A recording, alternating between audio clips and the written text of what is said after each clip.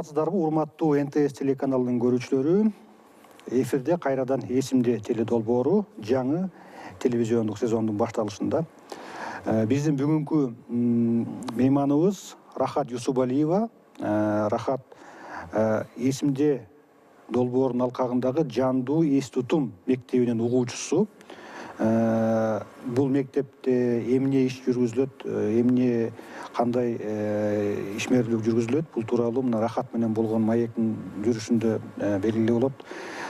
Рахат өзүңүз Бишкектин тарыхын изилдөөчү катары, профессионалдык деңгээлде эмес, профессионалдык тарыхчы эмес, бирок баягы экскурсияларды өткөрүп жүрүп, ошол Бишкектин көпчүлүккө белгисиз бир тарыхый барактарын ачып, көпчүлүккө белгисиз, анан өзгөчө мына Бишкектин шаар болуп түптөлүшүнө абдан чоң салым кошкон Интергелпо өндүрүштүк кооперативинин тарыхын изилдеп, азыркы учурда соңку жылдары чет элдиктер үчүн ошол Интергелпо көчөсүндө, ошонун тегерегиндеги экскурсия уюштурган адам катары белгилүү экенсиз, бирок аны жергиликтүү калк билбейт.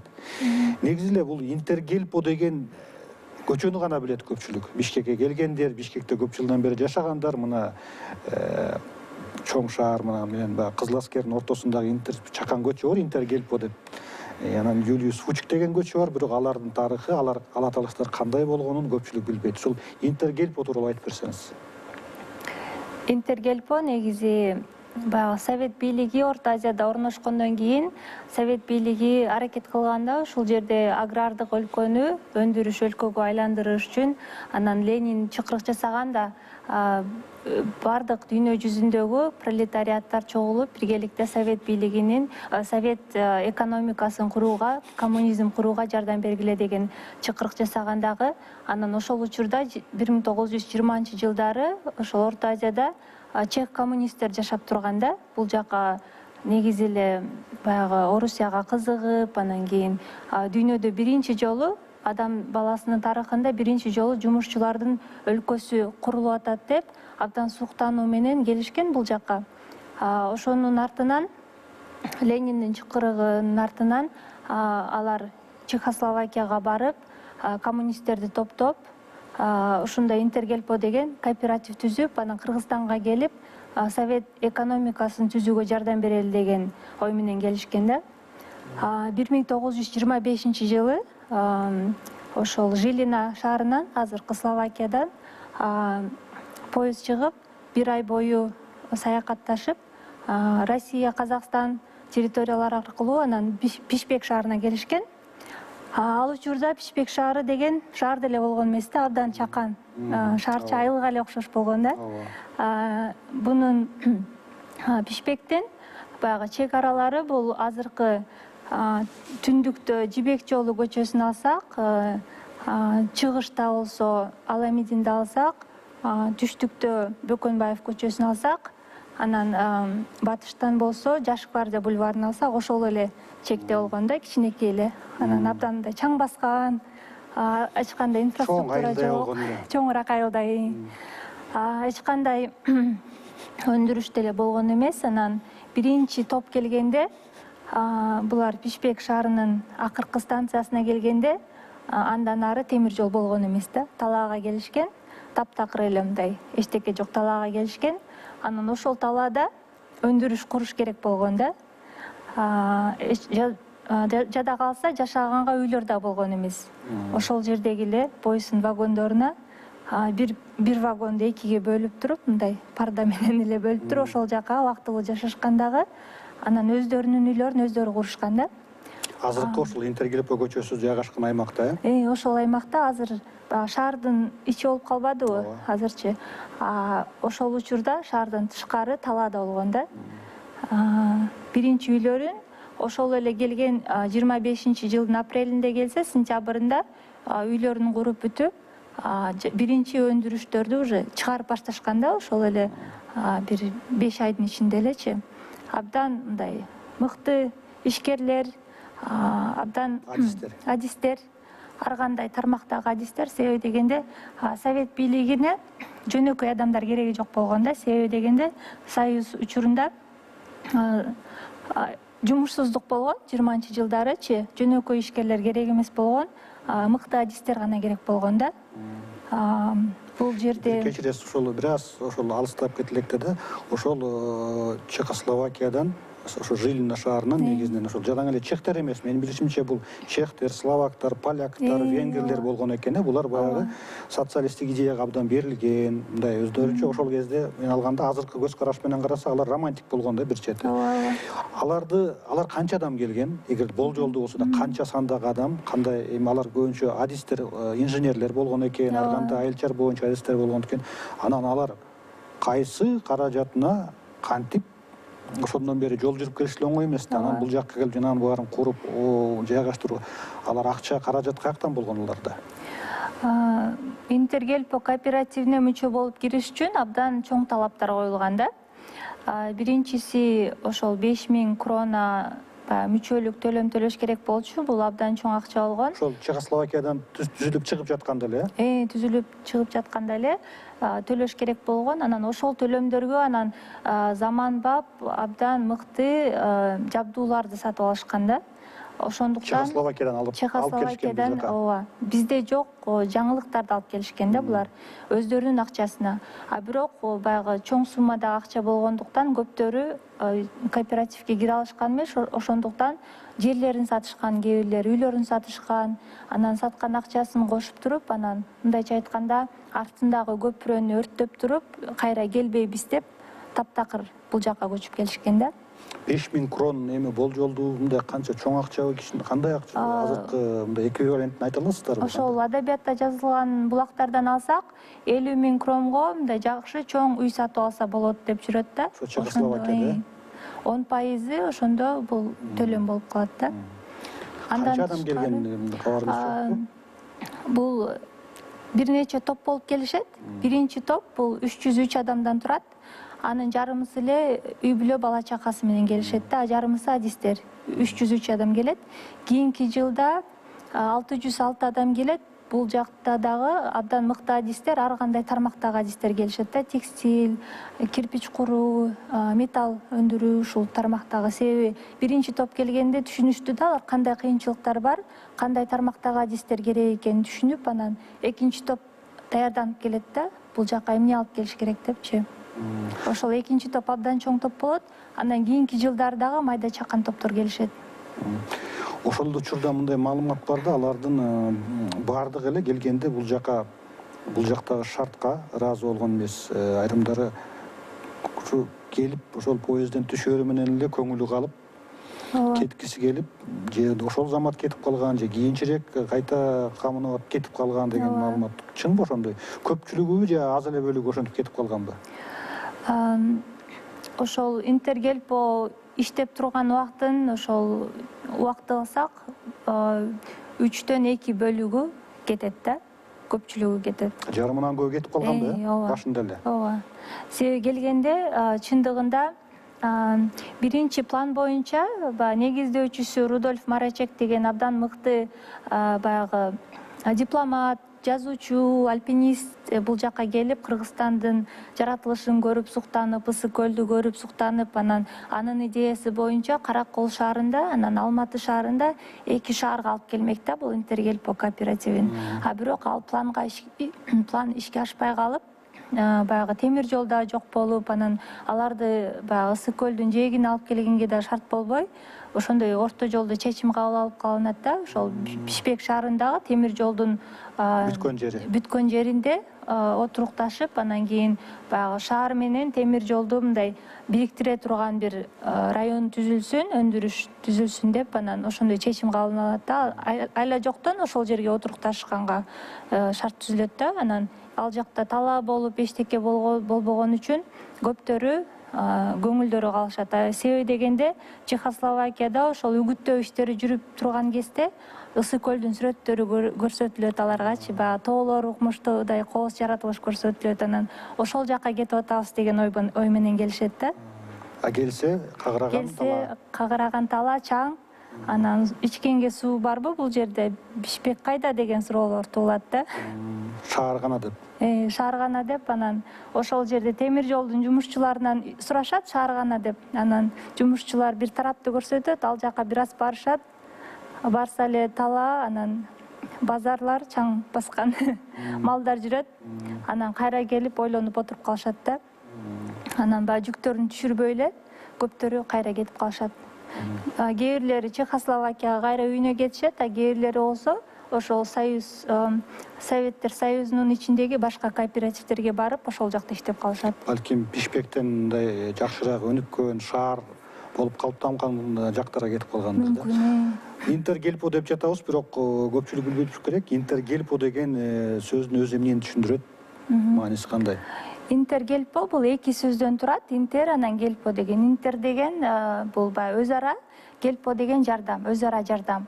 Бул баягы капитализмден бош болгон, капитализм жок жерге, Азияга барып, баягы жаңы шарттарда жаңы жашоо түзөбүз деген ойдо келишет да. Анан интергелпо деген идо тилинде бул жасалма тил. Ошол тилинде түзүлгөн баягы атта. Анан кийин эмне үчүн бул жасалма тилде сүйлөшкөн абдан кызыктуу. Себеби дегенде булардын идеялары интернационализм болгондо, бардык дүйнөнүн элдери бири-бири менен баарлашса, бир тилде баарлашса, түшүнбөстүктөр болбойт, бири-бирин түшүнүп, анан эч кандай согуш болбойт, конфликттер болбойт деген мындай чоң романтикалык идеялар болгон да. Идо анан эсперанто деген ошол 20-жылдын башында эки тилди ойлоп табышкан да. Бул солчул көз караштагы капитализмди мындай кабыл кылбаган, мындай социалисттик көз караштагы адамдар ошол идо, эсперанто деген тилди абдан мындай сүрөшкөн, бирок анча өнүккөн жок. Ошо идо тилинде интергелпо бул өз ара жардамдашуу деген сөздү түшүндүрөт. Анан кызыктуу нерсеси ошол идо тилинин клубтарында, тил клубтарын түзүшкөн. Кыргызстандын аймактарында, жада калса жөнөкөй кичинекей айылдарда да ошондой клубтарды түзүшкөн. Жергиликтүү элдерге да бул тилди үйрөтүшкөн дагы. Анан ошондой бир эл аралык журналдарды чыгарышып, анан башка өлкөдөгү элдер менен кат жазышып, ушундай анан ошол Советтер Союзунун ичинде жашаган жарандар дагы башка элдер менен сүйлөшкөнүнөн да кызык дагы болушкан болуш керек да. Анан 60-жылдарга чейин Бишкекте дагы ошондой клубтар өнүгүп келет да, бирок кийин токтоп калат. Эми интергелпо кооперативи келди, жарымынан көбү кетип калды, бирок ошо калган азыраак бөлүгү дагы бирок чоң из калтырды. Алар өз акчасын коротуп, өз чөнтөгүнөн акча чыгарып, жаңы жабдуу, технологияларды, аспаптарды алып келип, эмнелерди курду ошондо. Азыркы учурда ошолордун изи калдыбы деги, ошол эмне өндүрүштүк кооператив дегенде эмне өндүрүштү бул жерге түптөп Бишкекке түптөшкөн? Кандай өндүрүш? Абдан чоң көп сандагы баягы имараттарды курушкан, завод, фабрикаларды курушкан. Анан негизи биринчи жолу келгенде баягы талаага келген үчүн бардык нерсени мындай жаңыдан башташ керек болчу да. Жада калса биринчи эле кирпич куруудан башташат, жанагы жыгачтарды тилүү, станокторду, анан кийин баягы ишканаларды курушат. Биринчи буларга сырьё керек болгон да. Анан ошол курулуш материалдарын куруп башташат да, даярдапчы. Андан кийин бара-бара текстиль баягы тармагы абдан чоң катуу өнүгөт. Себеби дегенде бул жакка керек болгон. Анан Чехословакиядан текстиль боюнча мыкты адистер келишет. 3 жыл бою булар мындайча айтканда бекер эле иштешет, эч кандай киреше болбойт, бирок текстиль өндүрүшү ушунчалык баягы жакшы болуп өнүгөт дагы, бардык карыздарын жаабат. Анан буларга биринчи жолу айлык маяна да төлөп берет да ошол текстиль тармагы. Өздөрүнүн кооперативи, совет жергиликтүү бийлик эмес, өздөрү? Жок, өздөрүнүн кооперативи да, өздөрү түзгөн баягы ишкана кайра жакшы киреше алып келет да, абдан жакшы киреше алып келет.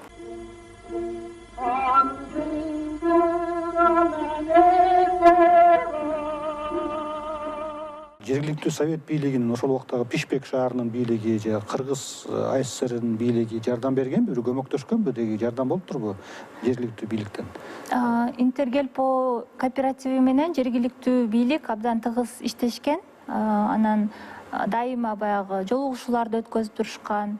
Анан баягы сырьё керек болгон үчүн, дагы материалдар керек болгон үчүн жергиликтүү банктар буларга кредит катары, акча төлөмдөрдү дагы жардам катары көрсөтүшөт. Анан кийин кайра аларды кайра кайтарып беришет да. текстилден тышкары дагы абдан көп жаңылыктарды алып келишкен. Мисалы үчүн, биринчи электр жарыгы Бишкекте интергелпочулардын жардамы менен келет да, баягы. Биринчи электр станциясы. Электр станциясы, анан биринчи жарык дагы ошолордун жардамы менен келет. Андан тышкары тракторлор биринчи жолу Кыргыз жеринде ошо гүрүлдөп, Бишкекте гүрүлдөп үндөрү чыгып баштаганда, жергиликтүү калк аябай кызыгуу менен келип, анан шайтан араба деп дагы айтышкан экен да. Тракторду дагы ошол интергелпочулар алып келген, Ооба, биринчи трактор Бишкекке интергелпочулар тарабынан алып келинген.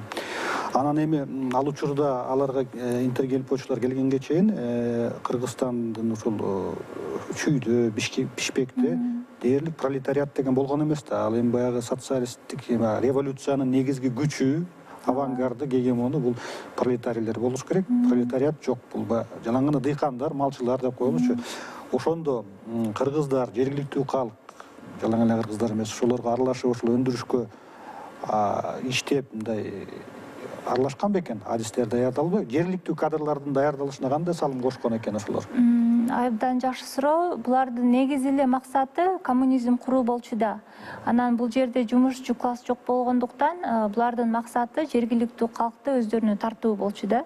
Анан бул жабык мекеме болгон эмес, дайыма жаңы мүчөлөрдү өзүнө тартуу менен иштешкен да. Анан бош убактысында ошол кыргыз айылдарына барып, алардын үйлөрүн курганга жардам берген, кудуктарды, жаңы типтеги кудуктарды куруп беришкен. Анан өздөрүнө мүчөлүккө да кабыл алышкан да жергиликтүү калкты. Анан мисалы кийин бара-бара 10 жылдын ичинде булардын тобу 14 этникалык группалардан туруп калат да. Анын ичинде кыргыздар, орустар, немистер, украиндер, армяндар, ошо 14 баягы этникалык келгендер, анан жергиликтүү калктар болду. Ооба. 14 улуттун өкүлү. Аралаш болуп иштеп калышат да. Негизи эле мындай маалымат бар, ошолордун арасынан бир адиспот катары калыптанган, мындай канчалык, мисалы кыргыз улутундагылар канчалык тартылган экен ошолордун катарына, кооперативдин өндүрүштүн маалымат таба алган жоксузбу? Эми абдан көп эмес, бирок ошол Интергелпо абдан чоң болуп өнүккөн учурунда бул 2000ге жакын баягы иштеген кишилер болгон да, жумушчуларчы. Анан ошолордун ичинде көпчүлүгү булар чектер, словактар, венгерлер, поляктар болгон. Анан ошол орустар да көп болгон. Анан калган баягы улуттун өкүлдөрү аз эле болгон да, 20-30 ушундай ар бир улуттун өкүлдөрү. Конкреттүү түрдө кайсы өндүрүштү түптөй алышты ошондо ошол интергелпочулар? Кайсы ишкананы, азыркы ишканаларды ошолордун мурасы катары айта алабызбы ошол аймакта жайгашкан? Бизде бир нече мекеме азыркыга чейин иштеп келатат. Андан тышкары көптөгөн тармактарды өнүктүрүшкөн. Алардын ичинен ошол кирпич куюучу, тери иштетүүчү, тактай тилүүчү, жыгач буюм жасоочу устаканалар, андан тышкары баягы машина куруучу, металл эритүүчү заводу, өтүү, кийим тигүүчү, ушул сыяктуу өндүрүштөрдү абдан жакшы деңгээлге чыгарышкан. Азыр Бишкек шаарында баягы эмерек жасоочу ишкана бар. Ошол интергелпочулардын базасынын негизинде баягы кыргыз мебель деп атайбыз. Ооба, Фучик көчөсүндөгү кыргыз мебель фабрикасын демек ошол интергелполор түптөгөн экен. Негиздөөчүсү, ооба.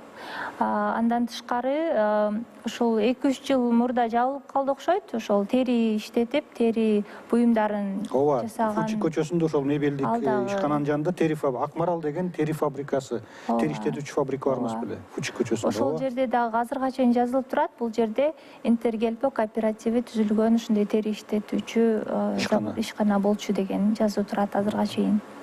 Анан албетте Фрунзе заводу азыркы баягы талкаланып бөлүнүп жок болбоду, бирок эң ири миңдеген адам иштеген Фрунзе заводу болгондо, ошондо ошол жерде баягы механикалык цехтер, демек ошол Фрунзе заводу ошонун негизинде пайда болгон экен да. Ооба, азыркыга чейин бар. Анын ошол Фрунзе заводунун тегерек четиндеги майда ишканалар дагы ошол Интергелпо тарабынан түптөлгөн да. Бул жерде баягы ун чыгаруучу, азыр Акун деп билебиз. Ошолордун дагы инфраструктурасы. Ооба, нары жакта айткандай, ошонун жанында эле ун комбинаты бар да. Ооба. Эт комбинаты бар ошол. Эт комбинаты дагы Интергелповчулардын тарабынан түзүлгөн да. Түзүлгөн, ооба. Ооба, мебелдик жана мебел, кыргыз мебелдин нарыраак жагында темир буюмдар жасаган Уста деген ишкана бар. Демек ошо механикалык темир буюмдар жасаган. Аны дагы Интергелповчулар түзүптүргөн экен да. Ооба. Абдан эле негизи эле Бишкектеги негизги өндүрүштү баарын эле ошолор түзүп коюптур да. Ооба. Анан өздөрүнүн ишканаларынан тышкары дагы булар баягы биздин коомго башка дагы салым кошкон объектилер бар. Мисалы, Чүй каналы, ирригациялык каналы бардыгы барып чогуу курушкан эмеспи, бардыгы катышып, анан ошол жакта дагы абдан чоң салым кошушкан да. Барып өз колдору менен казып, жардам берип курганга. Андан тышкары баягы жумуш сааттарынан тышкары баягы ишемби күндөрү дем алгандын ордуна булар мектеп курушкан, клуб курушкан, парк курушкан, оорукана, жалаң социалдык объектилерди баягы өзүнүн жумушунан тышкары салым болсун деп өздөрү курушкан да. Ошол парк Юлиус Фучик атындагы парк деп билебиз. Ошону аны дагы ошол Интергелповчулар түптөгөн болуп калабы ошондо парк десе. Ооба, ошол жерде баягы эт комбинатына алып келген жаныбарларды кармап турган жер болгон экен. Абдан баягы таштандылар таштаган, эч ким карабаган жер болгон экен. Ошону алып тазалашып, анан кийин бир убакта эле 1500 дарак отургузушат дагы ошол жерди бакка айлантат да. Азыркы Юлиус Фучик атындагы парк. Анан эмне үчүн Юлиус Фучик деп аталган? Себеби дегенде журналист, чех абдан белгилүү журналист, бул баягы фашисттерге каршы макалаларды көп жазган. Анан ал Чехословакиялык. Анан Советтер Союзуна абдан суктанган киши болгон. Бул жакка келип 2 жолу келген деп жүрөт. 30-жылы, 35-жылы. Анан Бишкек шаарынын баягы азыр чакан баягы кеңеш деп коебуз го, ошонун мүчөсү дагы болгон да, төрагасы болуп дайындалган. Анан ошонун атынан коюлуп калат. Азырга чейин бар ал парк.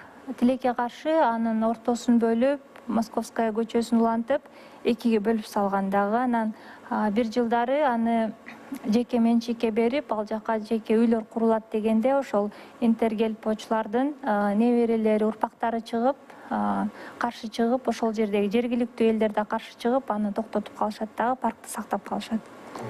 Ушул Интергелпонун иштөө шарты тууралуу айтсак да, мисалы мына бир аз арткыга айтсак, Чехословакиядан ошол жалпы жонунан 1000ге жакын, биринчи партиясы 300дей, анан дагы 600дей, 1000ге жакын адам өз чөнтөгүнөн акча чыгарып, акчасы жок болсо үй мүлкүн, үй жайын бүт сатып, ошол акчага жабдууларды, аспаптарды алып, бул жака келет, бир ай жол жүрүп келип, өздөрүнчө кооператив түзөт. Бул мындайча айтканда чоң мындай ишкана деп коелу, бир корпорация, акционердик коом, ар биринин өзүнүн үлүшү бар. Ошондой мисал катары айтсак да болот.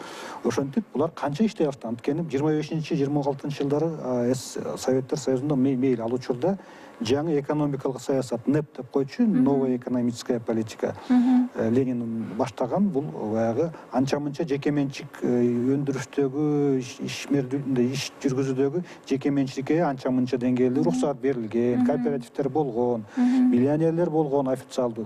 Анан эле Сталиндин бийлиги бекей баштаганда 30-жылдардын башында ал НЭП деген саясат жоюлуп, колхоздоштуруу, коллективдештирүү башталып, анан анча-мынча мүлкү бардын баары кулакка тартылып кетсе, ал чехословакиялыктар кантип иштеген андай шартта?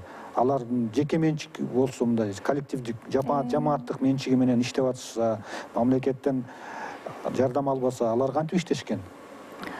Интергелподо башында баягы документациянан, финансылык документация өздөрүнүн тилинде жүргөн да, чех, словак тилдеринде жүргүзүлгөн. Архивдерде калган балары? Ооба, калган. Анан кийин Сталиндин бийлигинин учурунда баягы орус тилге өтүү эмеси буйругу чыгып, анан бардык документацияны орус тилинде жүргүзгөнгө аргасыз болушкан дагы. Анан ошол баягы моменттен баштап мүмкүн булар өздөрүнүн эгемендүүлүгүн жоготуп башташкан да, себеби дегенде ошол өз алдынча болбой калышты. Ооба.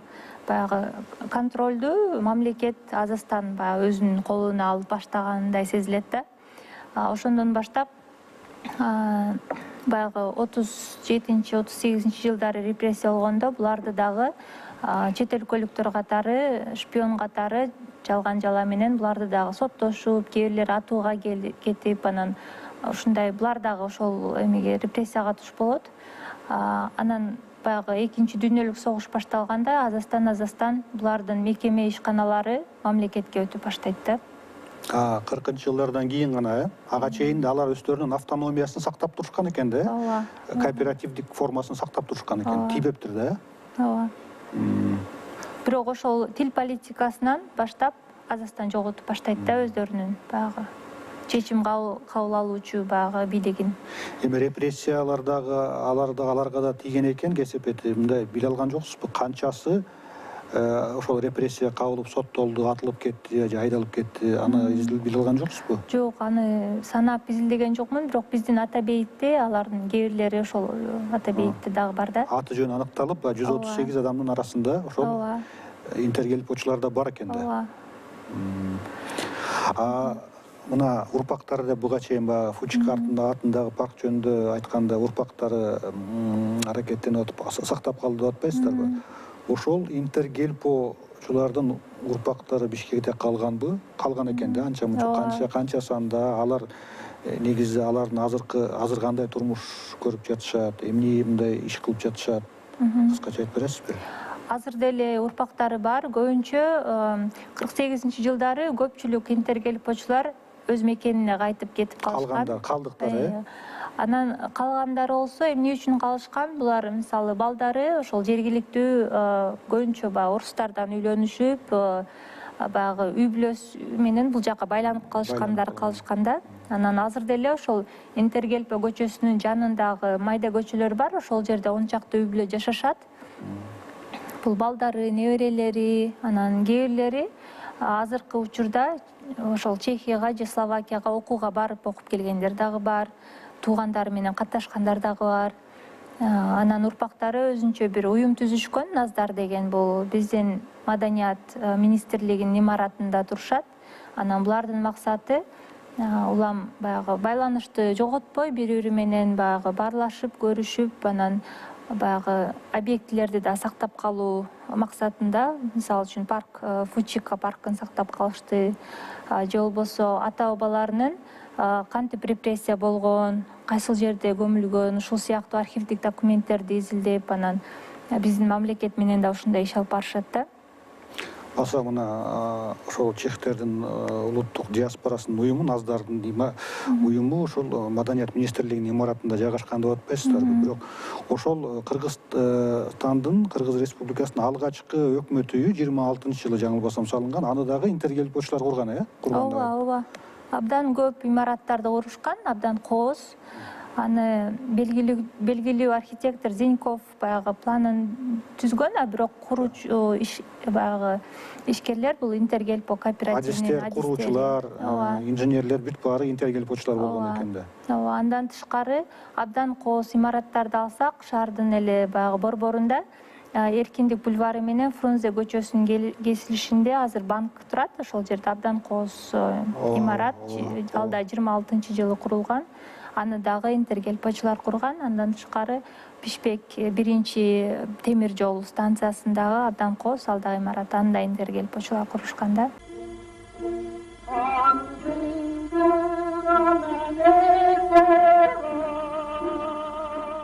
Согуштан кийинки алардын демек ишмердүүлүгү ошол 41-42 жылдар менен токтоп калат экен дагы. Алардын андан кийинки ошол ишканаларга интергелпочулардын эч кандай тиешеси жок болуп калабы ошондо? Ооба, жана металл, транспорт, машина оңдоо, ушул сыяктуу ишканалары акыркылары 43-жылы мамлекеттин балансына өтүп кетет дагы. Интергелпочулар өзүнүн өзү түзгөн ишканаларда жөнөкөй жумушчу болуп иштеп калышат да. Алар кийин согуштан кийинки учурда 49-жыл дедиңизби? Бир тобу ошондо кетип калган дедиңиз, 48-жылы. Кийин кандай адистиктерде, мындай башка тармактарда өздөрүн көрсөтүп иштей алышканбы? Жалаң ошол инженердик жумушчулуктан тышкары. мындай башка бир адистиктер менен мындай таанылып иштегендер болгонбу? Интергелпочулардын арасында ошол бардыгы эле мыкты адистер болгон үчүн иштерин улантып кетти деп ойлойм. Анан арасында да белгилүү адамдар болгон. Мисалы алсак, ошо Александр Дубчик кичинекей кезинде бул ата-энеси Интергелподо иштеген. Бир нече жыл жашап, кайра үйүнө көчүп кетишкен дагы. Анан кийин келечекте Александр Дубчик Чехословакиянын лидери болуп, Президент болгон да. Президенти болот, ооба. Анан Кыргызстанды эстеп, 48-жылы көргөнү келет да. Анан келгенде көп чехословактар жардам сурайт. Анан кайра өз мекенине кайтып кетүүгө көпчүлүгүнө жардам берет. Бул жакта отурукташып калгандарына үй сатып алуу боюнча жардам берет да, жерлерди сатып алганга. Шарттарын жакшыртууга жардам берген экен да. Ошентип мындай 48-50 жылдар менен ушул Интергелпонун бир тарыхы ошо менен аяктайт экен да.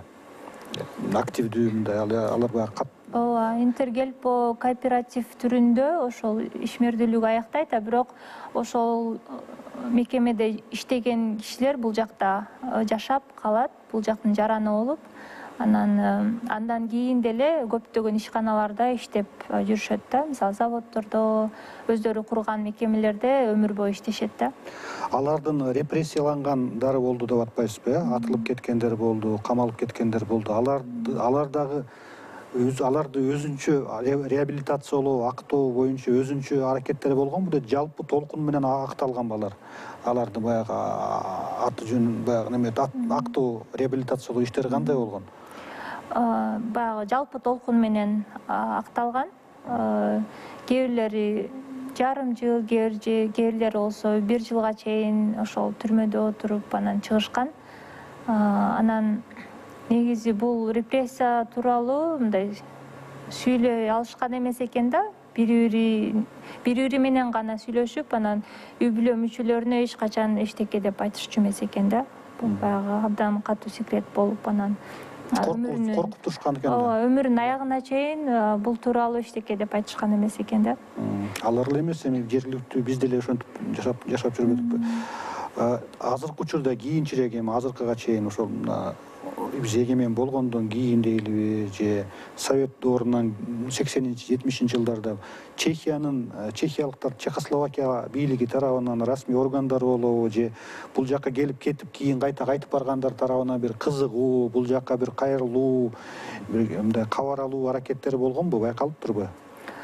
Эмнегедир биздин тарыхта ушул Интергелпо кооперативи жөнүндө эс тутум абдан жакшы сакталган эмес да. Мүмкүн баягы Экинчи дүйнөлүк согушта баягы абдан көп көйгөйлөр болуп, анан көңүл бурулбай калган окшойт да. Анан мисалы биздин өлкөдө ошол 60-жылдары гана эстешип, баягы Интергелпо кооперативи болгон турбайбы, көп нерсе курган турбайбы, эмне үчүн бул жөнүндө эч кандай талкуулар болбойт деп, анан ошондой мемориалдык доскаларды ошол имараттарга илип, анан дагы бир жазуучуну чакырып, анан китеп жаздырып, ушундай көңүл бурулуптур да. Анан көп жылдарга чейин бул тема, бул тарых барактары мындай ачылып көп талкууланбаптыр да. Анан азыркы учурда Чех элчилиги абдан кызыгат, анан ошол Интергелпонун баягы урпактары менен сүйлөшүп, байланышып турушат. Мисалы үчүн ошол Интергелпочулар курган мектеп, бул ошол Московская көчөсүндө, Фучик паркынын жанында ошол мектеп бар. 28-жылы курулган мектеп бар. Азыркыга чейин мектеп болуп иштейт. Ошол жерде тосмону куруп берип, жардам берип, ушундай көмөк көрсөтүп турат да азыркыга чейинчи.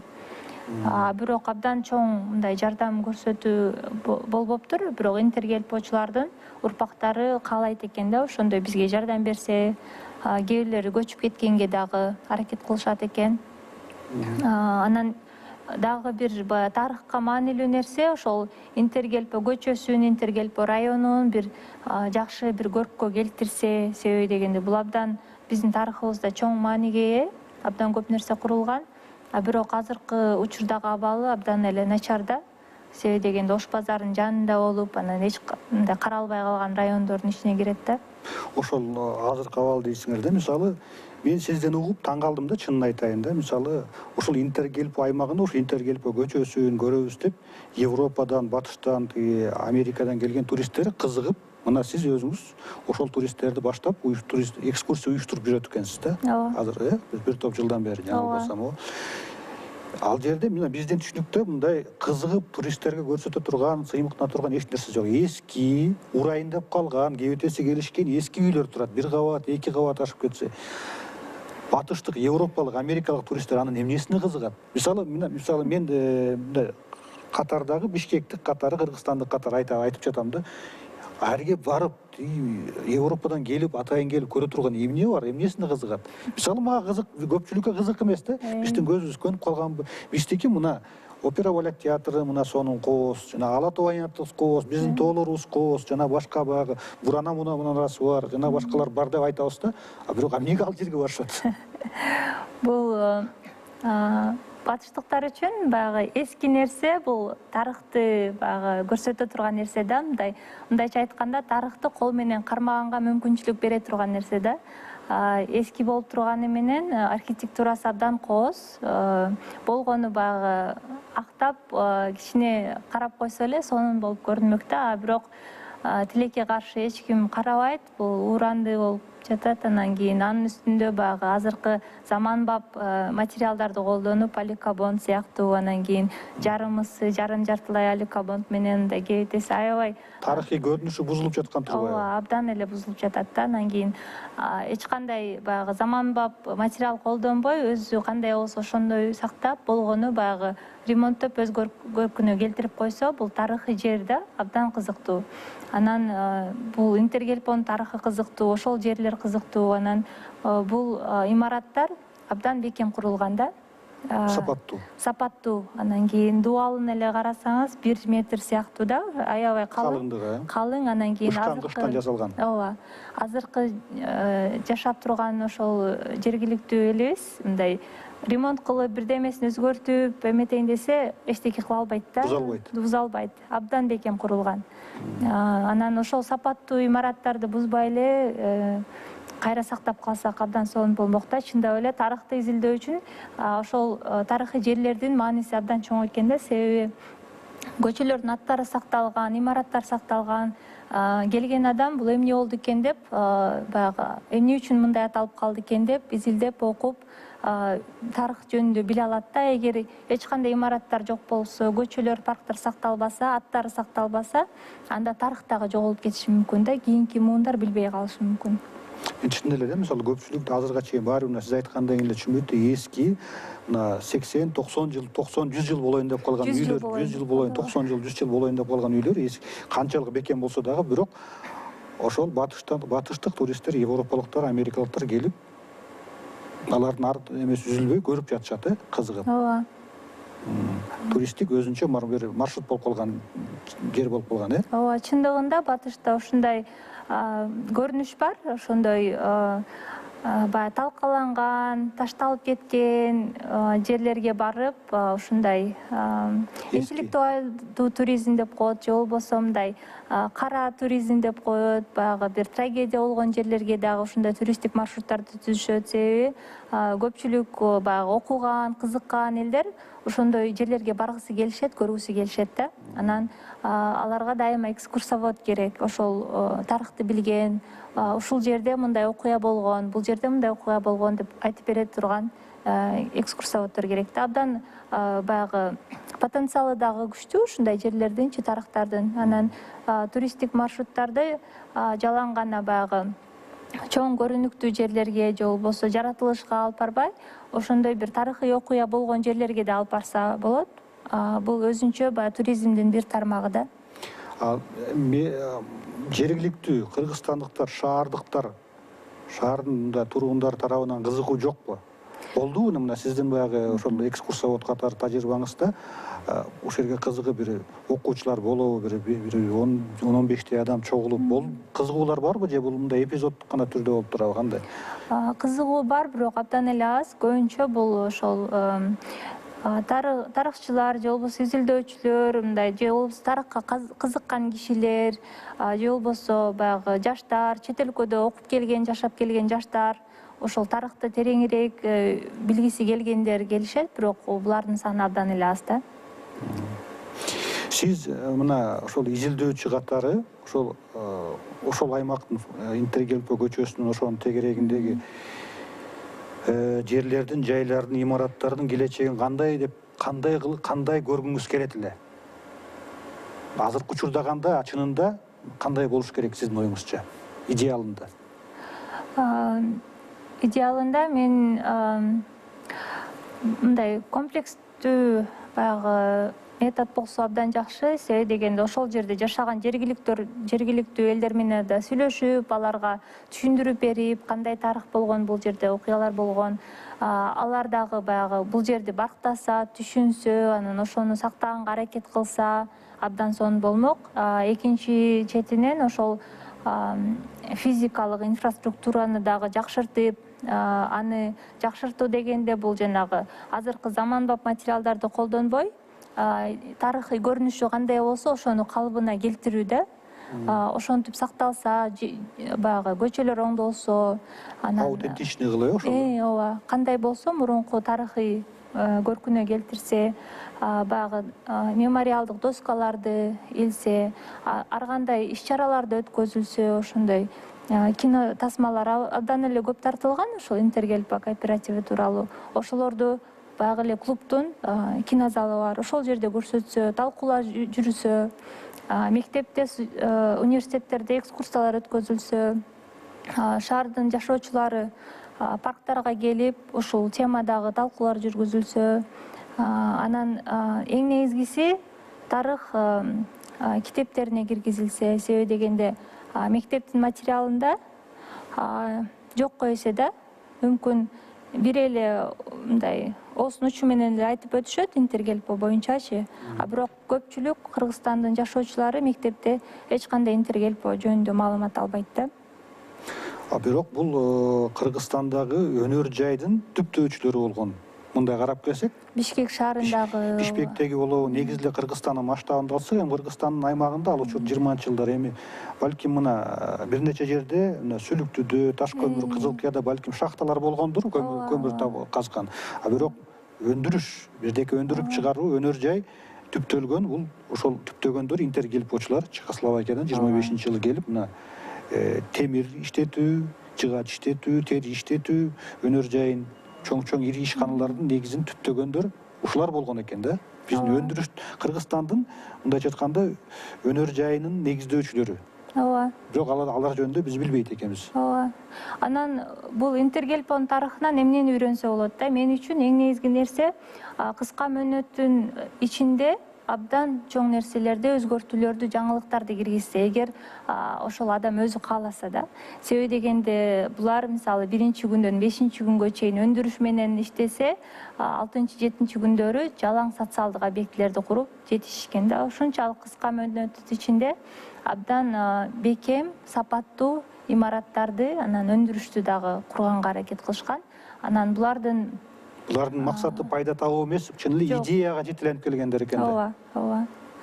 Өзүнөн эчтеке аянбай, жалаң ошол экономиканы, коммунизмди курабыз деген кишилер болгон да. Анан ушулардан абдан чоң сабак алсак болот дейм да. Себеби канча жылдан бери эле өнүгөбүз деп келатабыз, бирок көп жылыш жок да, абдан мындай кадамдарыбыз абдан эле майда да. Булар болсо бат учурда, баягы убакта жаңылыктарды алып келишкен, механиканы, машиналарды алып келишкен, бат эле убакыттын ичинде көп нерсени куруп салышкан да.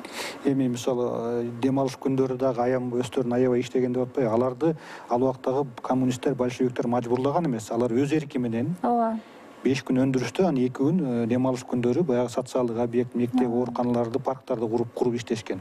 Мажбурлоо болгон эмес. Жок, болгон эмес. Бизде болсо мажбурлоо ишембиликке чыгарып жүрүшпөйбү азыркыга чейин? Ооба. Рахат, сизге чоң рахмат. Чынында эле мына Бишкекте тургандар үчүн дагы бул сиз айтып бергендер жаңылык болду болуш керек, көпчүлүк үчүн. Анткени билгендер болсо дагы үстүртөн билгендир. Мына сиз көп жаңы нерселерди айтып бердиңиз. Рахмат. Сиздин изилдөөңүздөргө ийгиликтерди каалайм.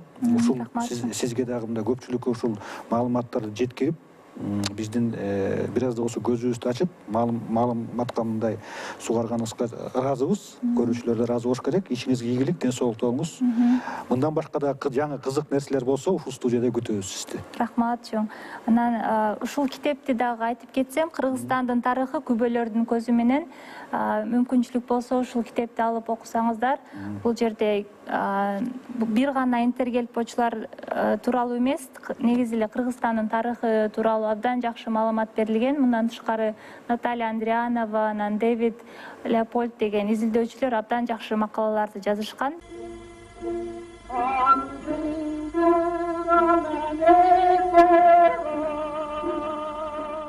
Урматтуу телекөрүүчүлөр, сиздер эсимде берүүсүнүн кезектеги чыгарылышын көрдүңүздөр. Кийинки берүүлөрдөн көрүшкөнчө бар болуңуздар.